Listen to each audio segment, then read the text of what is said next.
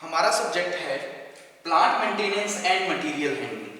Plant maintenance and material handling के अंदर हमने शुरू की थी इंट्रोडक्शन यूनिट। तो इंट्रोडक्शन यूनिट के अंदर हम बात करेंगे necessity of testing, repair and maintenance की। Necessity of testing, repair and maintenance. तो लास्ट लेक्चर में हम बात कर रहे थे, सबसे पहले हमने बात की थी टेस्टिंग की, नेक्स्ट रिपेयर और बाद में हमने बात की थी मेंटेनेंस की। कि टेस्टिंग क्या होता है, जिसके अंदर हम क्रिटिकल एग्जामिनेशन करते हैं। जो भी हमारे प्रोडक्ट्स हैं उनका हम क्या करते हैं, क्रिटिकल एग्जामिनेशन करते हैं। तो वो हमारे लिए क्या रहती थी, टेस्टिंग। इसी तरह हमने बात की थी रिपेयर की, कि अगर हमारा कोई भी हमारा प्रोडक्ट है, जहाँ हमारे जो मशीनरी है, अगर उसके अंदर कोई प्रॉब्लम आ रही है तो हम उसको क्या करेंगे, रिपेयर करेंगे, यानी कि उसको रीस्टोर करने की कोशिश करेंगे। आफ्टर डैमेज के बाद उसको फिर से रिस्टोर करने की हम कोशिश कर रहे हैं, तो वो हमारे लिए थी रिपेयर।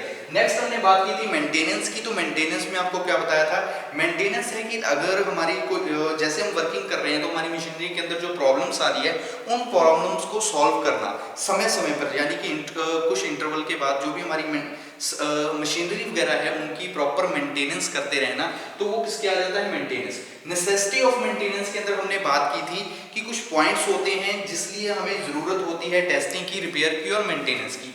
क्यों जरूरत होती है, सबसे पहले न्यू प्लांट सेटअप के लिए। अगर हमने कोई भी नया प्लांट लगाना है, सेटअप करना है प्लांट, तो तब हमें किसकी जरूरत होगी, तब हमें जरूरत होगी टेस्टिंग, रिपेयर और मेंटेनेंस की। क्योंकि विदाउट इन तीनों चीजों के हम कोई भी नया प्लांट सेटअप नहीं कर सकते।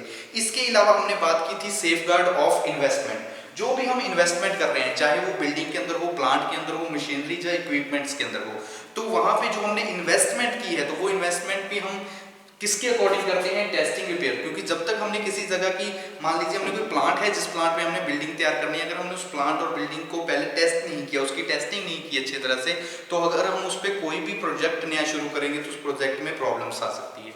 तो इन्वेस्टमेंट, जब भी हमने कोई इन्वेस्टमेंट करनी है तो सबसे पहले हमें किसकी जरूरत होगी, टेस्टिंग की। क्योंकि विदाउट टेस्टिंग हम कोई भी इन्वेस्टमेंट नहीं कर सकते। नेक्स्ट हमने बात की थी प्लांट कोस्ट स्टैटिस्टिक्स, कि जब भी हम टेस्टिंग, रिपेयर, मेंटेनेंस करेंगे तो एक प्लांट कोस्ट स्टैटिस्टिक्स बनाएंगे कि हमारी प्लांट के अंदर जो भी हमारा मेंटेनेंस कोस्ट है, मेंटेनेंस कोस्ट इतना आ रहा है, रिपेयर कोस्ट इतना है, तो वो सारा स्टैटिस्टिक डाटा तैयार करेंगे। किसका डाटा तैयार करेंगे, जो भी हमारी प्लांट के अंदर कोस्ट हम क्या कर रहे हैं, लगा रहे हैं, जो भी हम पैसा खर्च कर रहे हैं।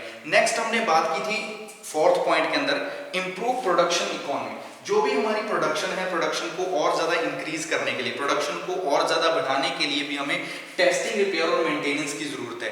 क्योंकि जितनी ज्यादा हम मेंटेनेंस रखेंगे उतना ही हमारी मशीनरी क्या करेगी, ज्यादा समय के लिए काम करेगी। जितनी हमारी मशीनरी की हम प्रॉपर रिपेयर करते रहेंगे उतना समय वो ज़्यादा काम करेगी। और टेस्टिंग अगर हम करेंगे तो क्वालिटी हमें अच्छी मिलेगी, जिससे हमारी जो प्रोडक्शन है उसके अंदर भी क्या आएगी, इंक्रीज आएगी। हमारी प्रोडक्शन भी, जो हम फैक्ट्री के अंदर हम किसी दिन 10 पीस बना रहे हैं तो हम उस दिन 20 बनाएंगे, तो प्रोडक्शन के अंदर भी क्या आ जाएगा, इंक्रीज हो जाएगी। प्रोडक्शन भी हमारी क्या हो जाएगी, बढ़नी शुरू हो जाएगी।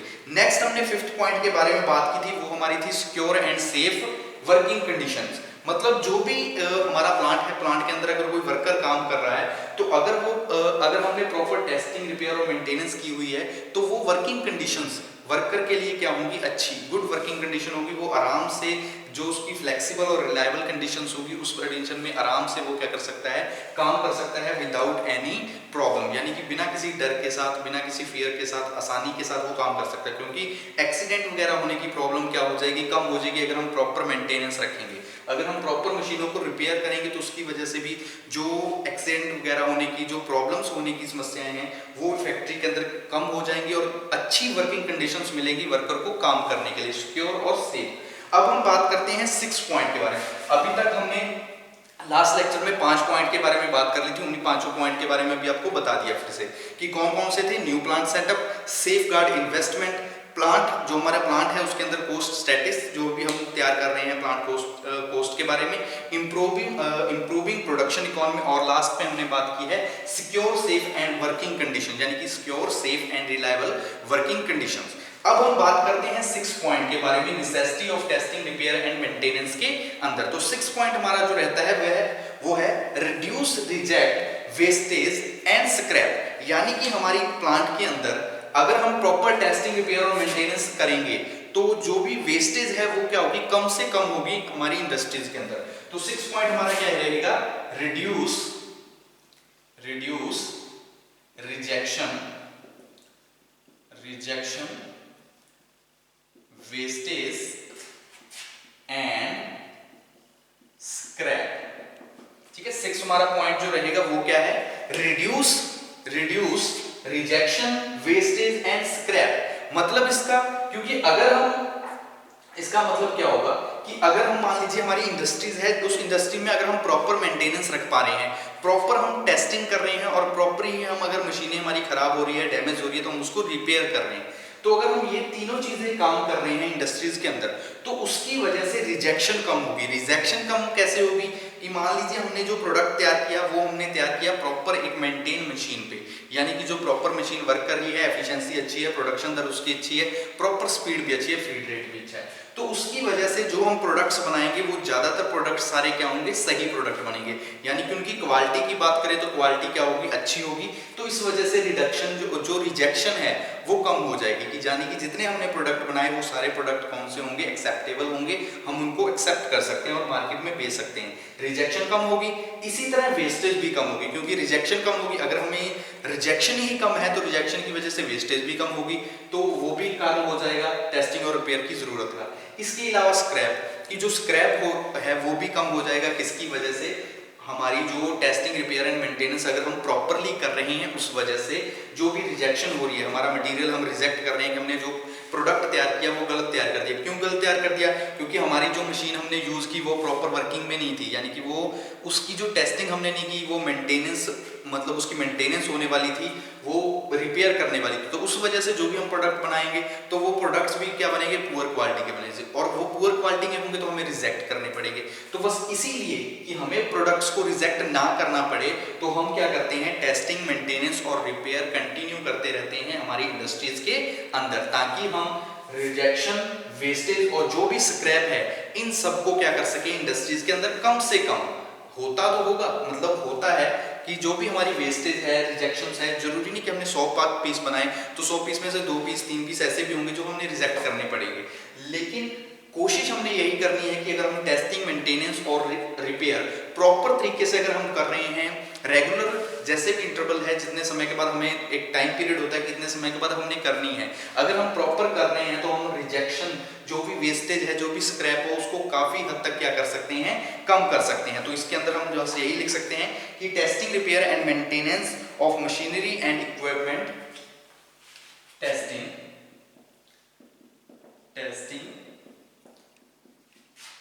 Repair and maintenance, testing, repair, ठीक है, testing, repair and maintenance of machinery and equipments, machinery and equipments to the desired working, to the desired working, to the desired working, यानी कि जिस तरह से हम काम करना चाहते हैं, डिजायर वर्किंग फ्रॉम, ठीक है, desire working from help in reducing the, ठीक है, डिजायर वर्किंग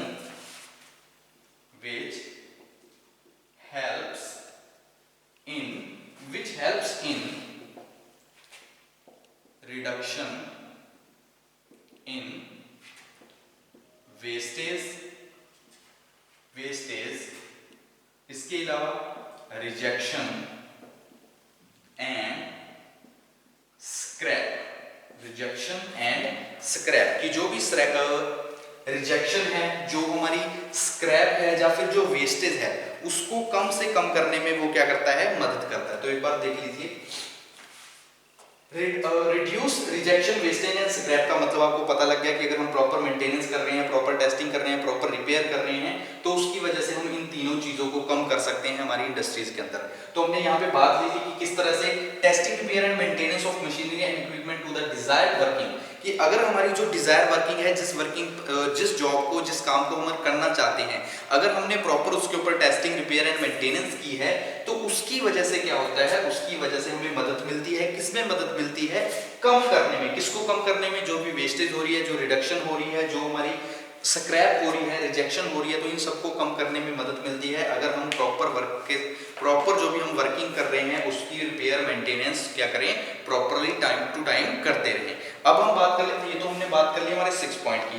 बात करते हैं नेक्स्ट पॉइंट, 7th पॉइंट है जो है 7th पॉइंट हमारा रहेगा रिप्लेसमेंट और डिस्कार्ड ओल्ड मशीनरी। यानी कि इसके अंदर हमने क्या करना है, रिप्लेस करना है या फिर डिस्कार्ड कर देना जो भी हमारी ओल्ड मशीनरी है। क्यों करना है, क्योंकि अगर हम जैसे टेस्टिंग कर रहे हैं तो टेस्टिंग में हमें पता लग गया कि हमने बार बार इसकी मेंटेनेंस की, हमने 10 बार कर ली, 15 बार कर ली, लेकिन मेंटेनेंस करने के बाद भी जो इसकी एफिशिएंसी है वो जीरो हो चुकी है, यानी कि काम करने के बिल्कुल लायक नहीं है। तो हमें क्या करना होगा, उस मशीनरी को डिस्कार्ड या फिर हमने उसे रिप्लेस करके उसकी जगह पे नई मशीनरी का यूज करना होगा। तो वो चीज इसलिए भी नेसेसिटी जरूरी है, क्योंकि अगर हम टेस्टिंग नहीं करेंगे, मेंटेनेंस नहीं करेंगे तो वो मशीन तो क्या हो जाएगी, खराब होगी। उससे जो हम प्रोडक्ट्स बनाएंगे, जो प्रोडक्ट की क्वालिटी होगी वो भी खराब रहेगी, जिससे हमारी जो वैल्यू है, जो प्रोडक्ट की वैल्यू है, जो कंपनी की वैल्यू है, वो मार्केट के अंदर क्या होगी, कम हो जाएगी, डाउन होगी। तो 7th पॉइंट हमारा क्या रहेगा, 7th पॉइंट रहेगा रिप्लेसमेंट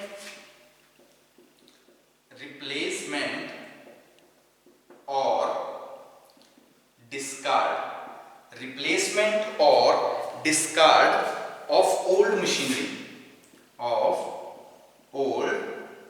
मशीनरी, कि जो भी हमारी पुरानी मशीनरी है उनको डिस्कार्ड करना या फिर उनको क्या कर देना, रिप्लेस कर देना, किसके साथ, नई के साथ, कि नई मशीनरी के साथ। तो हम क्या लिखते हैं कि when it is found that plant equipment or machinery is giving higher rejection, मतलब कि जब हमें ये पता लगने लगे कि जो हम प्लांट के अंदर मशीनरी और इक्विपमेंट यूज कर रहे हैं उसकी वजह से जो भी हम प्रोडक्ट्स तैयार कर रहे हैं और उन प्रोडक्ट्स में से ज्यादातर हमें क्या मिल रही है, रिजेक्शंस मिल रही है। कैसे कि हमने मान लीजिए 100 प्रोडक्ट्स तैयार किए, लेकिन 100 प्रोडक्ट्स में से 75% हमारे प्रोजेक्ट जो भी प्रोडक्ट्स थे वो सारे क्या हो गए, रिजेक्ट हो गए।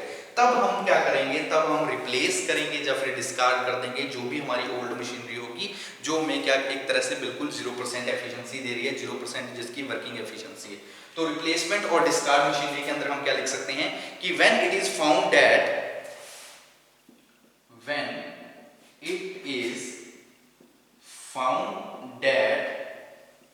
plant machinery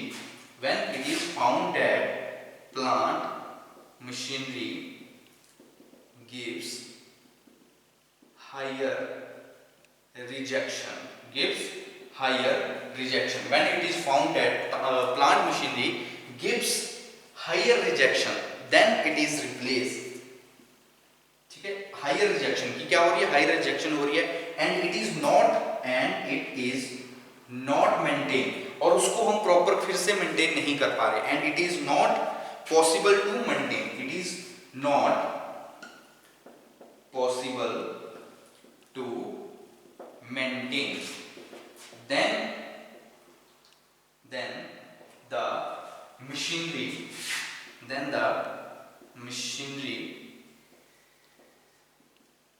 replace और डिस्कार्ड। तब हम क्या कर देंगे, जो भी मशीनरी है उसको रिप्लेस कर देंगे या फिर बोल सकते हैं हम उसको क्या कर देंगे, डिस्कार्ड कर देंगे। तो ये हमारे रहेंगे necessity of testing, repair and maintenance. Necessity of testing, repair, maintenance के अंदर 7 हमारे पॉइंट्स रहेंगे। कौन कौन से, सबसे पहले न्यू प्लांट सेटअप, नेक्स्ट हमारा कौन सा रहेगा, सेफगार्ड, इन्वेस्टमेंट और असेस्ट, थर्ड हमारा रहेगा प्लांट कोस्ट स्टैटिक्स, फोर्थ हमारा कौन सा रहेगा, improve production economy, fifth point पे हम बात करेंगे secure and reliable working conditions के बारे में, सिक्स पॉइंट हमारा कौन सा रहेगा, reduce rejection, wastage and scrap, कि जो भी हमारी रिजेक्शन है, जो वेस्टेज है, जो स्क्रैप है, इसको रिड्यूस करना, वो हमारा पॉइंट रहेगा 6, किस तरह से करेंगे। और लास्ट पॉइंट हमारा जो रहेगा वो कौन सा होगा, वो होगा रिप्लेसमेंट या फिर डिस्कार्ड करना। किसको डिस्कार्ड करना, जो भी हमारी ओल्ड मशीनरी है उसको रिप्लेस कर देना, या फिर हम क्या बोलेंगे, उसको डिस्कार्ड कर देना। नेक्स्ट हम बात करते हैं, ये तो अपने टॉपिक कंप्लीट किया। टॉपिक हमारा क्या था, necessity of testing, repair and maintenance की, हमें जरूरत क्यों है टेस्टिंग की, रिपेयर की और मेंटेनेंस की। अब हम बात करते हैं नेक्स्ट, एक होता है बीटी कर्व, या तो हम उसको बीटी कर्व भी बोल सकते हैं, या फिर होता है यूजफुल लाइफ स्पैन ऑफ ए, ठीक है, कोई भी हमारा प्रोडक्ट है या फिर हमारी मशीनरी है, वो कितने समय तक वर्क कर सकती है, उसकी लाइफ के बारे में हमें किस तरह से पता लगता है कि जो उसकी वर्किंग लाइफ है वो कितनी होनी चाहिए। तो यहाँ पे बात करते हैं, तो जो हमारा टॉपिक बन जाएगा वो क्या होगा, टॉपिक का नाम वो होगा BT curve, BT curve in life span of machine tool, या फिर सिंपल लिख सकते हो यूजफुल लाइफ स्पैन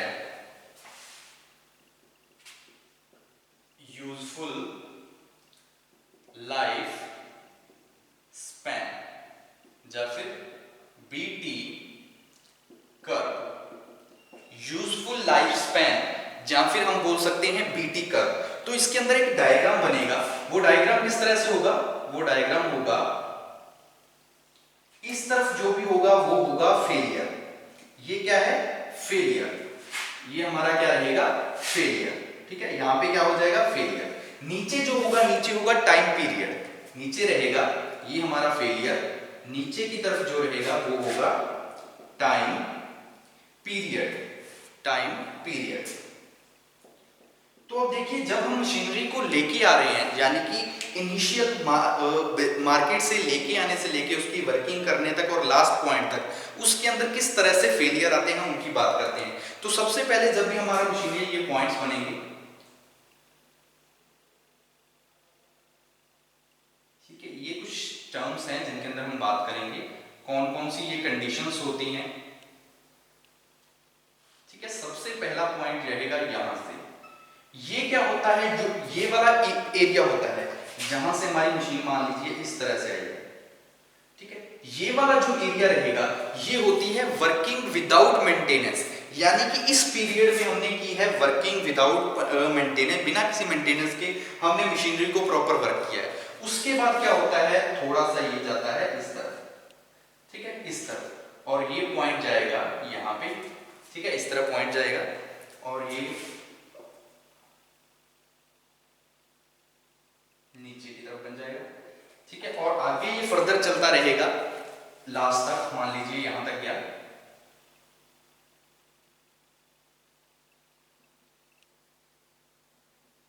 ठीक है, यहां तक गया। और ये कौन सा टाइम है, ये टाइम है उसका विद मेंटेनेंस, ये वाला जो टाइम चल रहा है ये टाइम होता है विद मेंटेनेंस। ये सबसे पहला टाइम, इसको हम बोलते हैं ए सेक्शन, ये हमारा होता है बी सेक्शन, ये रहता है सी सेक्शन। हम बात कर रहे हैं बीटी कर्व के बारे में, तो इसमें इस तरह से बीटी कर्व, जैसे बाथ ट्यूब होती है, बाथ टब बोलते हैं, जब बाथ ट्यूब बोलते हैं तो उस तरह से एक बाथ टब की तरह एक कर्व बनेगी, इसलिए हम इसको बीटी कर्व बोल देते हैं, यानी कि जिसको बाथ ट्यूब बोलते हैं। ठीक है, बाथ ट्यूब। तो अब देखिए, ये वाला जो एरिया है, यहाँ पे क्या हो रहा है, यहाँ पे हो रही है वेयरिंग, ठीक है, ये वाला एरिया है, तो यहाँ पे क्या हो रहा है, यहाँ पे हो रही है वेयरिंग, यानी कि ये जो वाला ये वाला एरिया रहेगा, यहाँ पे लिख लेते हैं वेयरिंग आउट, यानी कि जो हमारी मशीन है वो वियर एंड टियर होना शुरू हो रही है इस पॉइंट पे। ये वाला जो एरिया रहेगा बीच में, जो बीच का ये वाला एरिया रहेगा, इस एरिया के अंदर क्या हो रही है, वियर एंड टियर हो रही है। ये वाला जो एरिया है, ये है मशीन की लाइफ विदाउट मेंटेनेंस, ये क्या है, यूजफुल लाइफ विदाउट मेंटेनेंस। इसको हम लिखेंगे useful life without maintenance, without maintenance useful life. और यहां से लेके इस पॉइंट से लेके इस पॉइंट तक, ये वाली कौन सी है, ये है यूजफुल लाइफ विद मेंटेनेंस, यानी कि मेंटेनेंस के साथ, useful life with maintenance, maintenance के साथ। यहां से लेके यहां तक की जो लाइफ है वो लाइफ है जब हम मेंटेनेंस कर रहे हैं प्रॉपर मशीन की। और ये वाली जो कंडीशन है, यानी कि यहां से लेके यहां तक की कंडीशन, ये है विदाउट मेंटेनेंस, कि हमने बिना मेंटेनेंस के जो क्रिएट किया है, जो लाइफ हमने वर्किंग किया है। और लास्ट में जो सबसे पहले होती है, ये है इन्फेंट फेलियर रेट, इन्फेंट ये कहलाता है इन्फेंट फेलियर रेट। ठीक है, तो अब हम बात करते हैं इसके बारे में कि किस तरह से होगा। तो अब देख लीजिए, ये हमारा बनेगा बीटी कर्व, इसको बीटी कर्व बोल देते हैं, यानी कि बाथ ट्यूब कर्व भी बोल सकते हैं, बाथ टब कर्व बोलते हैं। अब हम बात कर लेते हैं, तीन पार्ट्स हैं हमारे पास, A B C. A part क्या है, सबसे पहले यहाँ पे बता देता हूँ। ए पार्ट में क्या रहेगा, सिंपल, जैसे ही हमने मशीनरी लेके आई, लेकिन उसके फॉल्ट डिजाइन की वजह से, जो उसके अंदर फॉल्ट डिजाइन है उसकी वजह से क्या होता है, ये डिक्रीज, यानी कि इसकी लाइफ फेल होना, ये फेल होना शुरू हो जाता है, लाइफ डिक्रीज होनी शुरू हो जाती है। नेक्स्ट, मतलब पहले लाइफ इतनी थी, लेकिन वो लाइफ क्या होनी, डिक्रीज होनी शुरू हो जाएगी। नेक्स्ट, ये वाला जो एरिया रहेगा, ये होता है यूजफुल लाइफ स्पेन एरिया। ये वाला एरिया में यहां से लेके यहां तक का जो एरिया रहेगा, ये है यूजफुल लाइफ विदाउट मेंटेनेंस, यानी कि यहाँ पे हमने बिना कोई मेंटेनेंस नहीं की, थोड़ा बहुत फेलियर होगा, लिटिल बिट फेलियर होगा, लेकिन हमारी मशीन क्या करेगी, प्रॉपर वर्किंग करेगी विदाउट मेंटेनेंस। उसके बाद फिर से फेलियर आना शुरू हो जाएगा, क्योंकि हमारी जो मशीन है उसके अंदर टियर एंड वियर शुरू हो जाएगी, तो फेलियर होना शुरू होगा। लेकिन अगर हम प्रॉपर मेंटेनेंस शुरू से कर रहे हैं तो हमारी मशीन आगे तक यहाँ तक वर्क करेगी, उसके बाद फेलियर आना शुरू हो जाएगा। तो अब हम लिख लेते हैं इसके अंदर कि किस तरह से हम वर्क करेंगे, कि वर्किंग करते हैं बीटी में। तो क्या लिखेंगे, in BT curve, in BT curve, in BT curve, sorry, in BT curve, in BT curve the lifespan, in BT curve time period A represent the, कि जो टाइम पीरियड A है in BT curve the time period A represent, क्या represent कर रहा है, ये वाला हमारा जो टाइम पीरियड है ये है A वाला।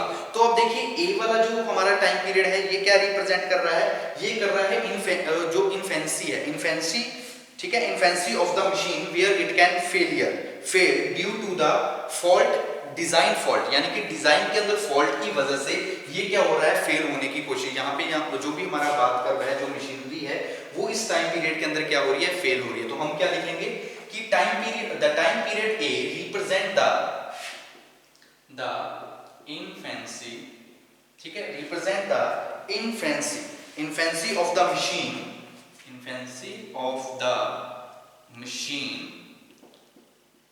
Where it can fail due to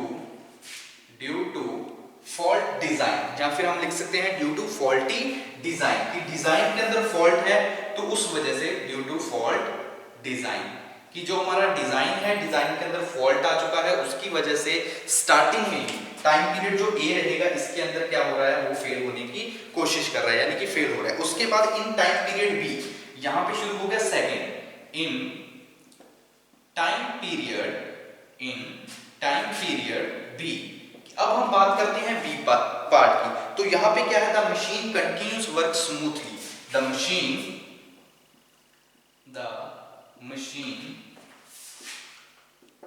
continuous work smoothly, ठीक है, वो क्या कर रही है, कंटिन्यू वर्क कर ली है smoothly, continue work smoothly without maintenance, कि बिना मेंटेनेंस के जो हमारी मशीन है वो टाइम पीरियड बी के अंदर क्या कर रही है, प्रॉपर वर्क कर रही है, प्रॉपर वर्क कर रही है।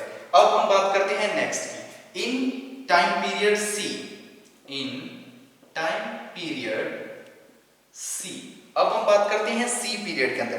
तो यहां पे क्या हो रहा है सी पीरियड के अंदर, तो in the sharp increase in the failure rate, यहां पे फिर से क्या होने लगा, इंक्रीज होने लग गया, क्या, जो हमारा फेलियर रेट है वो फिर से क्या होने लग गया, इंक्रीज होने लग गया। In time period C, in time period C sharp, in time period C it is sharp increase in failure rate, कि जो फेलियर रेट है वो एकदम से इंक्रीज होने लगा। तो जो यूजफुल लाइफ स्पैन टाइम हम बात कर रहे हैं, वो टाइम स्पैन एरिया जो हमारा रहेगा यूजफुल लाइफ स्पैन वाला, वो एरिया कौन सा रहेगा, वो एरिया हमारा रहेगा यूजफुल लाइफ वाला कौन सा, ये वाला एरिया, जो बी पॉइंट का एरिया ना, ये वाला हमारा रहेगा यूजफुल लाइफ का एरिया, ये वाला हमारा जो एरिया है ये है यूजफुल लाइफ स्पैन एरिया। तो एक बार देख लीजिए फिर से, यूजफुल स्पैन जब बीटी कर्व के बारे में एग्जाम में आपसे पूछा जाएगा तो इस तरह से हमारा पहले तो डायग्राम बनेगा, कि जो डायग्राम होगा उस डायग्राम के अंदर हम बात करेंगे फेलियर रेट के बारे में, यहाँ पर टाइम पीरियड है, तीन तरह से हमारा टाइम पीरियड होगा, ए, बी और सी।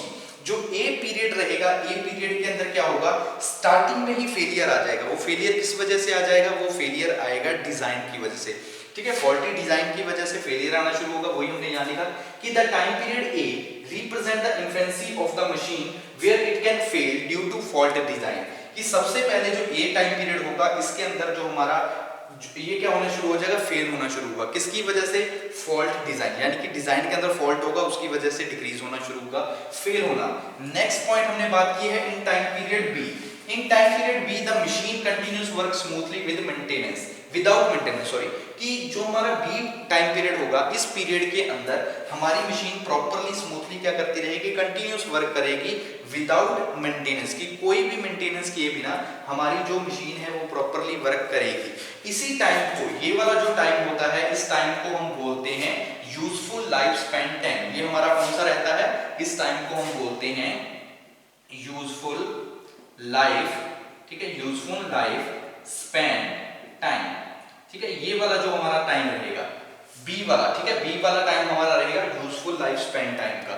नेक्स्ट हमने बात की थर्ड पॉइंट की, in time period see it is sharp increase in failure rate, कि जब हम सी पॉइंट की बात करेंगे तो सी के अंदर क्या होगा, फिर से एकदम से जो फेलियर है वो इंक्रीज होना शुरू हो जाएगा, क्योंकि यहाँ पे हमने मेंटेनेंस को, यहाँ तक मेंटेनेंस नहीं की, इसलिए वर्क प्रॉपर हमारी मशीन प्रॉपर वर्क कर रही थी। लेकिन जैसे ही टाइम बी पीरियड हमारा खत्म हुआ तो उसके बाद क्या होगा, उसके अंदर फिर से फेलियर आना शुरू हो जाएगा तेजी के साथ। और अगर हम मेंटेनेंस कर रहे हैं स्टार्टिंग से ही तो ये हमारे कंटिन्यूस वर्क करेगा यहाँ तक, उसके बाद फिर से इसका एकदम से डिस्कार्ड करने और रिप्लेस करने की हमें जरूरत पड़ेगी हमारी मशीनरी को। तो ये हमारा रहेगा useful life of span PT curve. Next lecture में आगे हम बात करेंगे जो भी हमारे इकोनॉमिक एक्सेप्ट्स हैं मशीनरी के रिलेटेड, जो मशीन्स के रिलेटेड, उनके बारे में बात करेंगे। इसके अलावा जो हमारे कॉमन इंस्ट्रूमेंट्स हैं जिनका हम यूज करते हैं टेस्टिंग के लिए, उन कॉमन इंस्ट्रूमेंट्स के भी बारे में हम बात करेंगे नेक्स्ट लेक्चर में।